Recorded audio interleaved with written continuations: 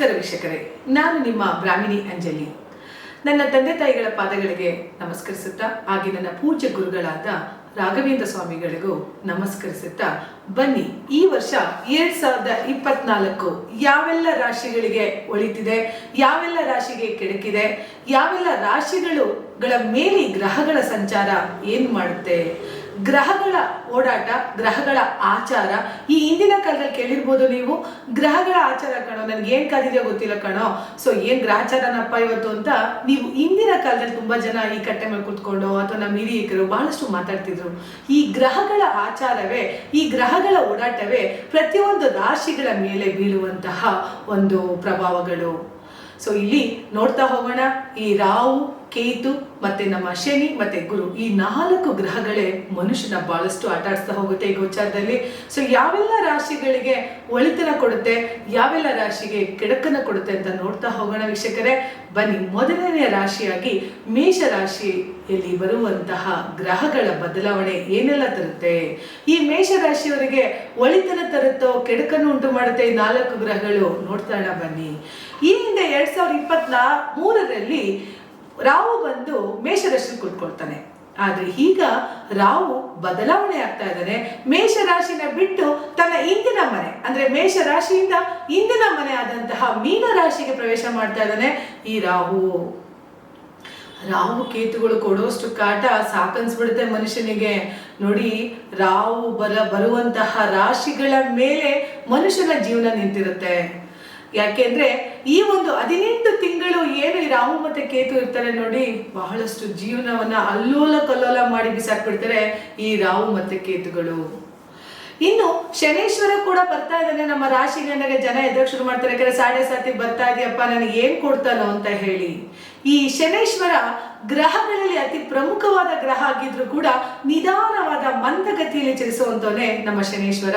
ಆದ್ರೆ ಆ ನಿಧಾನ ಮಂದಗತಿಯಲ್ಲೇ ಪ್ರತಿಯೊಂದು ರಾಶಿಯ ಹಿಂದೆ ಮುಂದೆ ಮತ್ತು ಜನ್ಮತಃ ರಾಶಿಯಲ್ಲಿ ಸಂಚಾರ ನಡೆಸ್ತಾ ಹೋಗ್ತಾರೆ ಶನೇಶ್ವರ ಸ್ವಾಮಿಗಳು. ಆದ್ರೆ ನಮ್ಮ ಶನೇಶ್ವರ ಸ್ವಾಮಿಗಳು ಯಾಕೆಲ್ಲ ಬರ್ತಾರೆ, ಏನಕ್ಕೆ ಬರ್ತಿದ್ದಾರೆ ಪ್ರತಿ ರಾಶಿಗಳ ಮೇಲೂ 2 ವರ್ಷಕ್ಕೊಮ್ಮೆ ಏನಕ್ಕೆ ಅವರು ಬದಲಾವಣೆಗೊಳ್ತಿದ್ದಾರೆ ಅಂದ್ರೆ, ಮನುಷ್ಯನಿಗೆ ಪಾಠ ಹೇಳ್ಕೊಡುವಂತವನೇ ನಮ್ಮ ಶನೇಶ್ವರ. ಅವನು ಬೆತ್ತ ಹಿಡಿದು ಬರ್ತಾ ಇದ್ದಾನೆ, ದಂಡ ಹಿಡಿದು ಬರ್ತಾ ಇದ್ದಾನೆ ಅಂತಂದ್ರೆ ನಿಮಗೆ ಪಾಠ ಕಲಿಸೋದಕ್ಕೆ ಬರ್ತಾ ಇರ್ಬೋದು, ಅಥವಾ ನೀವು ಮಾಡ್ತಿರೋ ಕಾರ್ಯಗಳಲ್ಲಿ ಶುಭ ಫಲವನ್ನು ಕೊಡೋದಕ್ಕೂ ಕೂಡ ಅವ್ನು ಬರ್ತಾ ಇರ್ಬೋದು. ಹಂಗಾಗಿ ಕರ್ಮಾಧಿಪತಿಯಾದಂತಹ ಶನೇಶ್ವರನು ನೀವೇನೆಲ್ಲ ಕೆಲಸಗಳನ್ನು ಮಾಡ್ತಿರೋ ಅದರ ಆಧಾರದ ಮೇಲೆ ಈ ಗೋಚರದ ಫಲವನ್ನ ಕೊಡ್ತಾ ಹೋಗ್ತಾನೆ ನಮ್ಮ ಶನೇಶ್ವರ ಸ್ವಾಮಿ. ಸೊ ಮೊದಲನೇ ನೋಡ್ತಾ ಬನ್ನಿ, ಮೇಷರಾಶಿಗೆ ಹೇಳ್ತಾ ಬಂದೆ. ಮೇಷರಾಶಿಯಲ್ಲಿ ರಾಹು ಬದಲಾವಣೆ ಆಗ್ತಾ ಇದೆ. 12ನೇ ಮನೆ ಮೀನ ರಾಶಿ ಅಂದ್ರೆ ತನ್ನ ರಾಶಿಯಿಂದ 12ನೇ ಮನೆಗೆ ರಾಹು ಹೋಗ್ತಾನೆ. ಸೊ ಮೇಷ ರಾಶಿಯವರಿಗೆ ರಾಹು 12ನೇ ಮನೆಗೆ ಇಷ್ಟು ದಿವಸ ಲಗ್ನದಲ್ಲಿ ಇದ್ದ ರಾಶಿಯಲ್ಲಿದ್ದ, ಈಗ 12ನೇ ಮನೆಗೆ ಹೋದ, ಏನು ಇಲ್ಲ ಪರಿಹಾರ. ತುಂಬಾನೇ ಅವನಿಗೆ ಇನ್ನಷ್ಟು ಕಷ್ಟಗಳನ್ನು ಕೊಡುವಂತವನೇ ಈ ರಾಹು. ಮೇಷರಾಶಿಯವರು ಸ್ವಲ್ಪ ಇನ್ನೂ ಸ್ಟ್ರಗಲ್ ಲೈಫ್ ಇದೆ.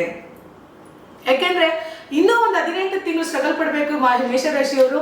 ಯಾಕೆಂದ್ರೆ 12ನೇ ಮನೆಯಲ್ಲಿ ರಾಹು ಬಂದಾಗ ಏನಾಗುತ್ತೆ, ಸ್ವಲ್ಪ ಟೆನ್ಷನ್ ಜಾಸ್ತಿ ಕೊಡ್ತಾನೆ, ಏನಾರ ವ್ಯವಹಾರಗಳಲ್ಲಿ ಲಾಸನ ಮಾಡ್ಕೊಳ್ಳುವಂಥದ್ದು ಮಾಡ್ತಾನೆ. ಜೊತೆಗೇನು ಅಂತ ಅಂದ್ರೆ ಆರೋಗ್ಯದ ವಿಚಾರದಲ್ಲಿ BP ಇದ್ರೆ BP ಜಾಸ್ತಿ ಮಾಡ್ತಾನೆ, ಶುಗರ್ ಇದ್ರೆ ಶುಗರ್ ಜಾಸ್ತಿ ಮಾಡ್ತಾನೆ, ಅಥವಾ ಇನ್ನಿತರ ಯಾವ್ದಾರ ಹಿಡನ್ ಕಾಯಿಲೆಗಳಿರ್ತಾವಲ್ಲ ಅದನ್ನೆಲ್ಲ ಅತಿ ಹೆಚ್ಚು ಉಲ್ಬಣ ಮಾಡ್ತಾ ಹೋಗ್ತಾನೆ ಈ ರಾಹು.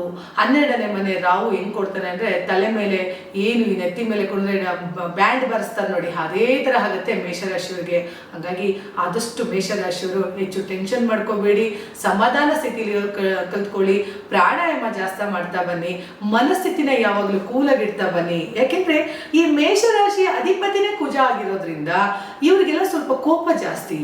ಈ ಮೇಷರಾಶಿಯವರು ಮಿಲಿಟರಿ ತರ, ಅವರು ಮಿಲಿಟರಿ ಸಿಸ್ಟಮ್ ಜಾಸ್ತಿ, ಅವರಲ್ಲಿ ಕ್ಲೀನ್ ಇರಬೇಕು, ಮನೆ ಯಾವಾಗಲೂ ಶುಚಿಯಾಗಿರ್ಬೇಕು, ತಾನು ಶುಚಿಯಾಗಿರ್ಬೇಕು ಅಂತ ಬಯಸುವಂತವ್ರೆ ಈ ಮೇಷರಾಶಿಯವರು. ಯಾಕೆಂದ್ರೆ ಕಮಾಂಡಿಂಗ್ ಆರ್ಡರ್ ಜಾಸ್ತಿ ಇರುತ್ತೆ ಅವರಲ್ಲಿ, ಕುಜನ ತತ್ವಗಳಲ್ವಾ. ಸೊ ಕುಜನ ತತ್ವಗಳೇ ಅದು, ಕಮಾಂಡಿಂಗ್ ಆರ್ಡರ್ ಜಾಸ್ತಿ ಈ ಮೇಷರಾಶಿಯವರಿಗೆ. ಸೊ ಈ ಮೇಷರಾಶಿಯವರು ಯಾವಾಗಲೂ ಮನೆ ಕ್ಲೀನ್ ಆಗಿ ಇಟ್ಕೊಳ್ಳೋದು, ತಾನು ಸ್ವಚ್ಛವಾಗಿರ್ಬೇಕು ಅಂತ ಅನ್ನೋದು, ಮತ್ತೆ ಬೇರೆಯವರ ಮಾತುಗಳನ್ನ ಸಮಾಧಾನದಲ್ಲಿ ಕೇಳೋ ಪರಿಸ್ಥಿತಿನೇ ಇರಲ್ಲ. ತಾನು ಹೇಳೋದೇ ಸರಿ, ನಾನು ಮಾಡೋದೇ ಸರಿ ಅನ್ನೋದೇ ಜಾಸ್ತಿ ಮೇಷರಾಶಿಯವರು. ಹಾಗಾಗಿ ಸ್ವಲ್ಪ ಸಮಾಧಾನ ಸ್ಥಿತಿಲಿ ಇರ್ಬೇಕಾಗತ್ತೆ ಈ ಮೇಷರಾಶಿಯವರು. ಜೊತೆಗೆ 6ನೇ ಮನೆ ಕೇತು ಇದ್ದಾನೆ, ರೋಗಋಣ ಸ್ಥಾನಾಧಿಪತಿ, ಷಷ್ಠಾಧಿಪತಿಯಲ್ಲಿ ಕೇತು ಕುಳಿತುಕೊಳ್ಳೋದ್ರಿಂದ ಸ್ವಲ್ಪ ಆರೋಗ್ಯದ ವಿಚಾರದಲ್ಲಿ ಕೇರ್ಫುಲ್ ಆಗಿರಿ. ಯಾವುದಾರ ನರಗಳಿಗೆ ಸಂಬಂಧಪಟ್ಟಂತೆ ಆಪರೇಷನ್ ಆಗೋ ಚಾನ್ಸಸ್ ತುಂಬಾ ಇರ್ತದೆ. ಸೊ ಕೇತು ಅಂದ್ರೆ ಸರ್ಜಿಕಲ್, ಕಟ್ ಮಾಡೋವಂಥವನು, ಕತ್ರಿ ಅವನು. ಅವನು 6ನೇ ಮನೆಯಲ್ಲಿ ಕುತ್ಕೊಂಡಿದ್ದಾನೆ ಅಂದ್ರೆ ರೋಗರುಣ ಸ್ಥಾನಾಧಿಪತಿಯಲ್ಲಿ ಕುತ್ಕೊಂಡಿದ್ದಾನೆ ಅಂದ್ರೆ ಎರಡು ತರ ಉಪಯೋಗ ಇದೆ. ಒಂದು, ಅವನು ಆರೋಗ್ಯದಲ್ಲಿ ಒಂದು ಸುಧಾರಣೆಗಳನ್ನು ತರದೆ ಮತ್ತಷ್ಟು ಕಾಯಿಲೆಗಳನ್ನ ಉಲ್ಬಣ ಮಾಡಿ ಹಾಸ್ಪಿಟ್ಲಿಗೆ ಸೇರಿಸಿ ಆಪರೇಷನ್ ಮಾಡೋ ಚಾನ್ಸಸ್ ತುಂಬಾ ಇರುತ್ತೆ.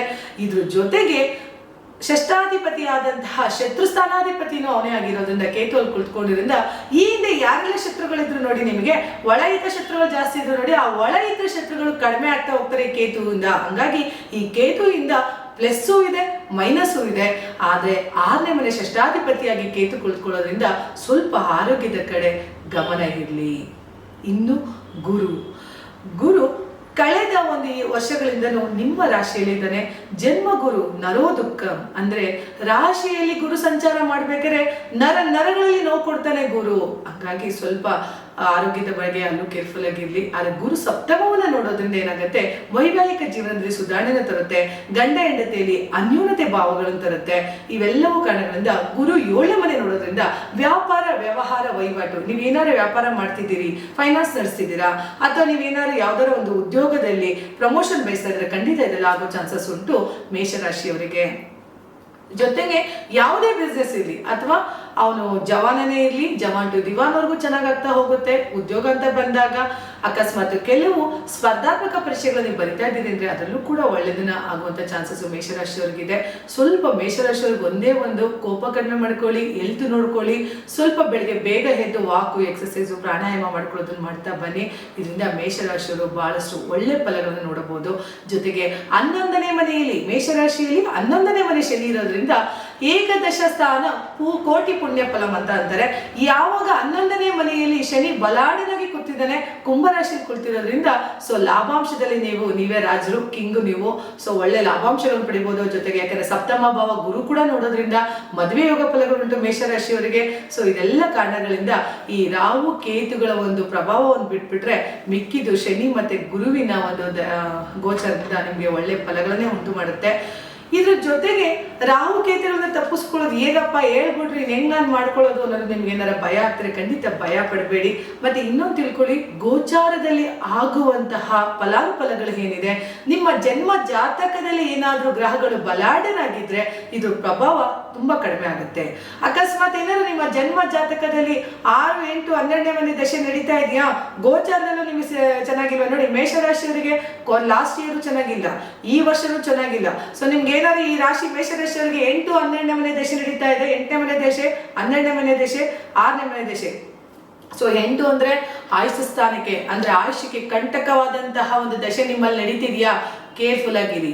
6ನೇ ಮನೆ ರೋಗರುಣ ಸ್ಥಾನಾಧಿಪತಿ ದಶೆ ನಡೀತಾ ಇದೆಯಾ ಅಂದ್ರೆ ನಿಮ್ಮ ಹೆಲ್ತ್ ವಿಚಾರದಲ್ಲಿ ತುಂಬಾ ಪ್ರಾಬ್ಲಮ್ ಕೊಡೋದ್ರೆ 6ನೇ ಮನೆನು. ಸೊ ಆ ದಶೆ ನಡೀತಾ ಇದೆಯಾ, ಆಗ ಈ ಗೋಚರನು ಕೆಡ್ತಾ ಬಹಳ ಕೇರ್ಫುಲ್ ಆಗಿರ್ಬೇಕು. 12ನೇ ಮನೆ ವ್ಯಯ ಅಂದ್ರೆ ಕಳ್ಕೊಳ್ತೀವಿ, ಆ 12ನೇ ಮನೆ ವ್ಯಯದಲ್ಲಿ ನಡೀತಿದ್ಯಾ ದಶಾಭುಕ್ತಿ. ಸೊ ಅದ್ರಲ್ಲೂ ಕೂಡ ಈ ಗೋಚಾರನು ಕೆಟ್ಟಾಗ ಏನಾಗುತ್ತೆ, 100ಕ್ಕೆ 100% ತೊಂದರೆಗಳನ್ನ ಒಳಗಾಗ್ತಾರೆ. ಏನಪ್ಪಾ ಇನ್ನೊಂದು 2 ವರ್ಷದಿಂದ ಚೆನ್ನಾಗಿದೆ, ಯಾಕೋ ನನಗೆ ಏನೋ ಸಕ್ಸಸ್ಸೇ ಆಗ್ತಿಲ್ಲ ಕಣೋ, ಮೇಲೆ ಎದಳಕ್ ಆಗ್ತಿಲ್ಲ, ಏನ್ ಪ್ರಾಬ್ಲಮ್ ಗೊತ್ತಿಲ್ಲ, ದಿನಾ ಕಿರಿಕಿರಿ ಆಗ್ತಾ ಇದೆ, ಯಾರು ನನಗೆ ಸಂಚುಗಳನ್ನು ಮಾಡ್ತಾ ಇದಾರೆ, ಕೆಟ್ಟದನ್ನ ಮಾಡ್ತೀರಾ. ಹೌದು ಖಂಡಿತ 12ನೇ ಮನೆ ಕೇತು ಮತ್ತೆ 12ನೇ ಮನೆ ರಾಹು ಮತ್ತೆ 6ನೇ ಮನೆ ಷಷ್ಠಾಧಿಪತಿ ಕೇತು ನಿಮ್ಮ ಗೆಳೆಯ ಮೇಲೆ ವಾಮಾಚಾರದ ಪ್ರಯೋಗನ ಖಂಡಿತ ಮಾಡ್ತಾರೆ. ಅಥವಾ ಈ ಏನಾರ ವಾಮಾಚಾರ ಪ್ರಯೋಗಗಳು ನಡೆದಿದ್ರೆ ಅದ್ರ ಎಫೆಕ್ಟ್ ಇನ್ನೂ ಜಾಸ್ತಿ ಆಗ್ತಾ ಹೋಗುತ್ತೆ. ಸೊ ಅದ್ರ ಪರಿಹಾರ ಏನ್ ಮಾಡ್ಕೋಬಹುದು ಅನ್ನೋದನ್ನ ನೋಡ ಬನ್ನಿ. ಮೇಷರಾಶಿಯವರು ಸಾಧಾರಣ ಯಾವುದಕ್ಕೂ ಎದುರಲ್ಲ, ಗುಂಡಿಗೆ ಜಾಸ್ತಿ ಅವ್ರಿಗೆ, ಯಾಕಂದ್ರೆ ಕುಜ ಅಧಿಪತಿ ಅಲ್ವಾ ರಾಶಿಗೆ.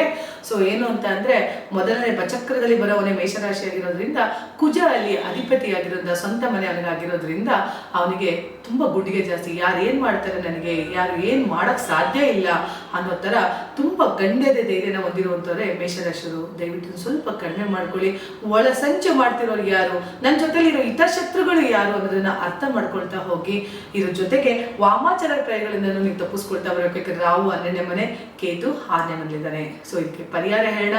ಮೇಷರಾಶಿಯವರಿಗೆ ಕಾಯ್ತಾ ಇರ್ತೀನಿ. ಸೊ ನಾನು ಈ ಚಾನಲ್ ಅಲ್ಲಿ ವೀಕ್ಷಕರಿಗೆ ಇರೋದೊಂದೇ, ಯಾವುದೆಲ್ಲ ನಾನು ಪರಿಹಾರ ಹೇಳ್ತೀನೋ ಅದನ್ನ ದಯವಿಟ್ಟು ಮಾಡ್ಕೊಳ್ಳಿ. ಸಣ್ಣ ಪುಟ್ಟ ಪರಿಹಾರದಲ್ಲಿ ಕಾಸು ಖರ್ಚು ಮಾಡೋವಂಥದ್ದು ಏನೂ ಇಲ್ಲ. ಸಣ್ಣ ಪುಟ್ಟ ಪರಿಹಾರವೆಂದರೆ ಈ ಗೋಚಾರದಲ್ಲಿ ಆಗುವಂತಹ ದೋಷಗಳ ಪರಿಹಾರವನ್ನು ನೀವು ಮಾಡ್ಕೊಬೋದು. ಸೊ ಇಲ್ಲಿ ಮೇಷರಾಶಿಯವರಿಗೆ ಏನಾಗಿದೆ, ಗುರು ಮತ್ತೆ ಮೊದಲನೇದಾಗಿ ರಾಹು ಮತ್ತೆ ಕೇತುಗಳು ಪ್ರಾಬ್ಲಮ್ ಕೊಡೋದ್ರಿಂದ ಈ ರಾಹು ಕೇತುಗಳಿಗೆ ಏನ್ ಪರಿಹಾರ ಅಂತ ಹೇಳ. ಆಮೇಲೆ ಗುರು ಬರೋಣ. ಗುರು ಒಂದೇ ಪ್ರಾಬ್ಲಮ್, ಜನ್ಮದಲ್ಲಿ ರಾಶಿಯಲ್ಲಿ ಹಂಗೆ ಹಂಗಾಗಿ ಜನ್ಮ ಗುರು ನರೋ ದುಃಖಂ ಅಂತಾರೆ. ಸ್ವಲ್ಪ ನರಗಳಲ್ಲಿ ತುಂಬಾ ನೋವುಗಳನ್ನು ಕೊಡ್ತಾನೆ, ಉಲ್ಬಣ ಆಗುವಂಥದ್ದು. ಸೊ ಇದೆಲ್ಲ ಸ್ವಲ್ಪ ಜುಮ್ ಅಂತ ಕೈ ಕಾಲು ಹಿಡಿಯೋದು, ಮೈ ಕೈಯಲ್ಲಿ ಅತಿಯಾದ ನೋವುಗಳನ್ನು ಕೊಡೋದು, ನೋವು ಎಲ್ಲಿದೆ ಅಂತಾನೆ ಗೊತ್ತಾಗಲಿ, ಈಡನ್ ಅಂತ ನೋವುಗಳೆಲ್ಲ ಕೊಡುವಂತಾನೆ ಗುರು. ಸೊ ರಾಹುಗೆ ದಯವಿಟ್ಟು ಪ್ರತಿ ಮಂಗಳವಾರ ರಾಹುಗಳ ಟೆಂಪಲ್ಲಿ ದೀಪ ಹಚ್ಚುತ್ತಾ ಬನ್ನಿ. ದೇವಸ್ಥಾನಕ್ಕೆ ಹೋಗ್ಬೇಕು ಅಂತೇನಿಲ್ಲ, ನೀವು ಯಾವ್ದಾರ ಒಂದು ಬೇವಿನ ಮರದ ಕೆಳಗಡೆ ಒಂದು 4 ನಿಂಬೆಹಣ್ಣು ದೀಪನ ಹಚ್ಚುತ್ತಾ ಬನ್ನಿ. ಯಾಕೆಂದ್ರೆ ರಾಹುನ ಕಂಟ್ರೋಲ್ ಮಾಡೋದೇ ಈ ದುರ್ಗಿ ಕಾಳಿ.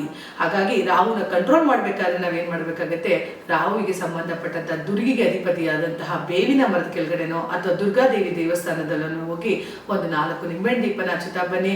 ಇದರಿಂದ ರಾಹು ದೋಷಗಳಿಂದ ಆಗುವಂತಹ ಪರಿಹಾರವನ್ನ ನೀವು ಮಾಡ್ಕೋಬಹುದು. ಇಲ್ಲಪ್ಪ ನಂಗೆ ದೇವಸ್ಥಾನಕ್ಕೂ ಹೋಗಿ ಟೈಮ್ ಇರಲ್ಲ, ಯಾಕಂದ್ರೆ ಈಗ ಬೆಂಗಳೂರಲ್ಲೆಲ್ಲ ತುಂಬಾ ದುಡಿಮೆ ಮಾಡೋ ಶೆಡ್ಯೂಲ್ ಜಾಸ್ತಿ, ಗಂಡ ಹೆಂಡತಿರಿಗೆ ಬೆಳಗ್ಗೆ ಬೇಗ ಹೋಗಿ ತಲುಪಬೇಕು ಕೆಲಸಗಳಿಗೆ ಅಂತ, ಅದು ಆಗಲ್ಲ ಅಂತಂದ್ರೆ ದಯವಿಟ್ಟು ಮಂಗಳವಾರ ದಿನ ಮತ್ತೆ ಅಮಾವಾಸ್ಯೆ ಹುಣ್ಣಿಮೆ ದಿನ ಮನೆಯಿಂದ ಹೊರಗಡೆ ಹೋಗೋದಕ್ಕಿಂತ ಮುಂಚೆನೆ ಒಂದು ನಿಂಬೆಹಣ್ಣನ್ನ ಆಂಟಿ ಕ್ಲಾಕ್ ವೈಸ್ ತರ ದೃಷ್ಟಿ ತೆಗೆದು ಒಂದು 3 ದಾರಿ ಭಾಗದಲ್ಲಿ ಎಲ್ಲಿಗಾದ್ರೂ ಸೈಡ್ ಅಲ್ಲಿ ಅದನ್ನ ತುಂಬಿಟ್ಟು ಹೋಗಿ, ಅಥವಾ ಮನೆಯಿಂದ ಒಳಗಡೆ ಬರ್ಬೇಕಾದ್ರೆ ಈ ಕೆಲಸನ ಮಾಡ್ತಾ ಹೋಗಿ. ಇದು ಸಿಂಪಲ್ ಪರಿಹಾರ, ಆದ್ರೆ ಬಹಳ ತುಂಬಾ ಚೆನ್ನಾಗಿ ಪರಿಹಾರ ಆಗ್ತಾ ಹೋಗುತ್ತೆ. ಅದೇ ಹೇಳಿದೀನಿ ಅಂದ್ಬಿಟ್ಟು ದಯವಿಟ್ಟು 3 ದಾರಿ ಮಧ್ಯದಲ್ಲೋ 4 ದಾರಿ ಮಧ್ಯದಲ್ಲಿ ಹಾಕ್ಬಿಟ್ಟು ಹೋಗ್ಬಿಡಿ. ಯಾಕಂದ್ರೆ ನಿಮ್ಮ ಒಂದು ದೋಷಗಳು ಮತ್ತೊಬ್ಬರಿಗೆ ರವಾನೆ ಆಗೋಗುತ್ತೆ, ಯಾರು ಅದನ್ನ ತುಣಿದಾಗ ದಾಟದಾಗ. ಹಾಗಾಗಿ ಸೈಡಿಗೆ ಮಾಡಿ, ಸೈಡಲ್ಲಿ ಯಾರು ಓಡಾಡಲ್ಲ ಅಲ್ವಾ. ಸೊ ಹಾಗಾಗಿ ಸೈಡಲ್ಲಿ ಅದನ್ನ ತುಂಬಿಟ್ಟು ಹೋಗಿ. ಇದರಿಂದ ಒಳ್ಳೆ ಪರಿಹಾರವನ್ನ ನಾವು ನಿಂಬೆಹಣ್ಣಿಂದ ನಿಗ್ರಹಿಸಬಹುದು. ಇದು ರಾಹು ಮತ್ತೆ ಕೇತುಗೆ. ಇನ್ನು ಕೇತುಗೆ ಸ್ವಲ್ಪ ಟೈಮ್ ಇದೆಯಪ್ಪ, ನನಗೆ ಸ್ವಲ್ಪ ಮನೇಲಿ ಅವಕಾಶ ಇದೆ ಅನ್ನೋದಾದ್ರೆ ಗಣಪತಿ ದೇವಸ್ಥಾನಕ್ಕೆ ಹೋಗಿ ಒಂದು ಬೆಲ್ಲದ ದೀಪ ಹಚ್ಚುತ್ತಾ ಬನ್ನಿ, ತುಂಬಾ ಒಳ್ಳೇದಾಗುತ್ತೆ. 4 ಬೆಲ್ಲದ ದೀಪನ ಹಚ್ಚುತ್ತಾ ಬರೋದ್ರಿಂದ, ತುಪ್ಪದ ಬೆಲ್ಲದ ದೀಪನ ಆರತಿ ಮಾಡ್ತಾ ಬನ್ನಿ. ಕೇತುಗೆ ಗಣಪತಿ ಮೇನ್ ಕಾರಣ ಆಗಿರೋದ್ರಿಂದ. ಸೊ ಯಾವೆಲ್ಲ ಪ್ರಾಣಿಯ ಮುಖಗಳನ್ನ ಹೋಲುತ್ತೋ ಅದೆಲ್ಲ ಕೇತುಗೆ ಅಧಿಪತಿ. ಸೊ ಹಂಗಾಗಿ ಗಣಪತಿ ದೇವಸ್ಥಾನಕ್ಕೆ ಹೋಗಿ ಒಂದು 4 ತುಪ್ಪದ ದೀಪನ ಬೆಲ್ಲದ ದೀಪನ ಹಚ್ಚುತ್ತಾ ಬನ್ನಿ. ಇದರಿಂದ ಕೇತು ಪರಿಹಾರ ಆಗ್ತಾ ಹೋಗುತ್ತೆ. ಸೊ ಅದು ನನಗೆ ಬೆಲ್ಲ ದೀಪ ಹಚ್ಚಕ್ಕಾಗಲ್ಲಪ್ಪ, ಇನ್ನೇನಾದ್ರೂ ಸಿಂಪಲ್ ಪರಿಹಾರ ಹೇಳಿ ಮೇಡಮ್ ಅನ್ನೋದಾದ್ರೆ ಖಂಡಿತ ಸಿಂಪಲ್ ಪರಿಹಾರ ಇದೆ.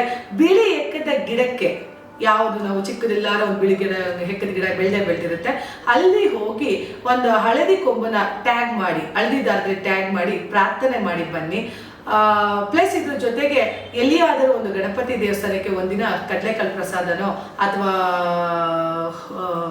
ಬೆಲ್ಲದ ಅನ್ನದ ಪ್ರಸಾದನೋ ಏನೋ ಒಂದು ನಿಮ್ಮ ಕೈಯಲ್ಲಾದ ಶಕ್ತಿ ಅನುಸಾರ ಕೊಟ್ಬಿಟ್ಟು ಬನ್ನಿ. ಈ ಒಂದು 18 ತಿಂಗಳು ಮುಗಿಯೋದ್ರ ಒಳಗಡೆ.